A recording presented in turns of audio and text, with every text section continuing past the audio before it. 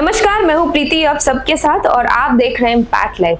हजारों सपने और कई अरमान, किसी से मिलने की खुशी तो अपनों से दूर जाने का दुख, पर जाते जाते ये कहना कि फिर मुलाकात होगी। शायद ऐसा ही कुछ नजारा 12 जून की सुबह अहमदाबाद एयरपोर्ट का रहा होगा, जब भारी मन से अपनों को एयरपोर्ट तक छोड़ कर निश्चिंत घर वापस आए होंगे। एयर इंडिया की फ्लाइट AI-171 जिसमें सवार करीब 250 लोग दुर्घटनाग्रस्त से मृत्यु हो गई और आंकड़ा थमने का नाम नहीं ले रहा है। एयर इंडिया का यह हादसा भारतीय एयरलाइंस के इतिहास का अब तक का सबसे दर्दनाक हादसा माना जा रहा है। एयर इंडिया, जो कि भारत की आजादी से पहले ही भारतीय एयरलाइंस में अपनी सेवाएं दे रही है, और इतनी सुदृढ़ सुविधाओं के बावजूद ऐसी कौन सी चूक रह गई जिसके कारण सैकड़ों लोगों की जान चली गई। आइए जानते हैं एयर इंडिया से जुड़ी ऐसी तमाम घटनाओं के बारे में। 1932 में शुरू हुआ यह एयर इंडिया का सफर आज भी भारतीय विमान के लिए एक मिसाल रहा है। 1932 में टाटा समूह के संस्थापक JRD टाटा ने टाटा एयरलाइंस की नींव रखी। उस समय यह केवल एक छोटी सी मेल और यात्री सेवा थी जो कराची से मुंबई तक और फिर मद्रास तक उड़ान भरती थी। JRD टाटा स्वयं एक पायलट थे और उन्होंने भारत में विमान को नई दिशा दी।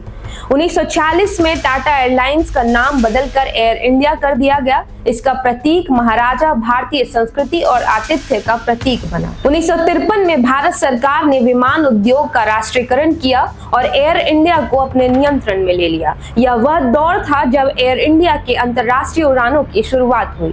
1960 में यह भारत की पहली जेट सेवा बन गई जिसने मुंबई से लंदन तक की उड़ान भरी। 1971 में एयर इंडिया ने विश्व की पहली राउंड द वर्ल्ड सेवा शुरू की जो 4 महाद्वीपों को जोड़ती थी।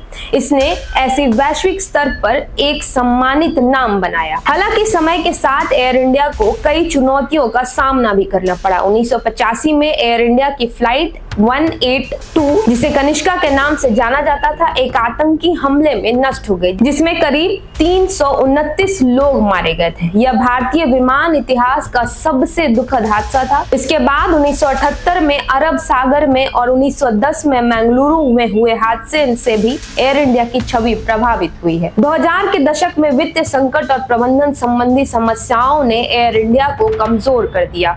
2021 तक कंपनी पर लगभग $10 बिलियन का कर्जा हो गया था। इसके बाद 2021 में टाटा समूह ने इसे $2.4 बिलियन में फिर से खरीद लिया, जिससे एयर इंडिया की घर वापसी हुई। टाटा समूह ने इसे आधुनिक बनाने और इसकी पुरानी प्रतिष्ठा को बहाल करने का वादा किया। आज एयर इंडिया 43 घरेलू और 41 अंतर्राष्ट्रीय गंतव्यों तक उड़ान भरती है। इसके बेड़े में बोइंग 787 ड्रीमलाइनर जैसे आधुनिक विमान शामिल हैं।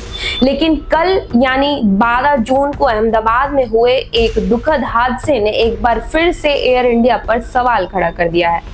फ्लाइट AI-171 जो अहमदाबाद से लंदन जा रही थी, टेक ऑफ से कुछ मिनट बाद ही क्रैश हो गई और जो कि BJ मेडिकल कॉलेज से जा टकराई। इस हादसे में अनुमानित 250 लोगों की जान गई, जिसमें गुजरात के पूर्व मुख्यमंत्री विजय रूपानी भी शामिल थे और केवल एक यात्री रमेश विश्वकुमार जीवित बचे। इस घटना के बाद एक बार फिर से एयर इंडिया और विमान सुरक्षा पर सवाल उठाए हैं। एयर इंडिया के इस विमान हादसे से पूरा देश शब्द है।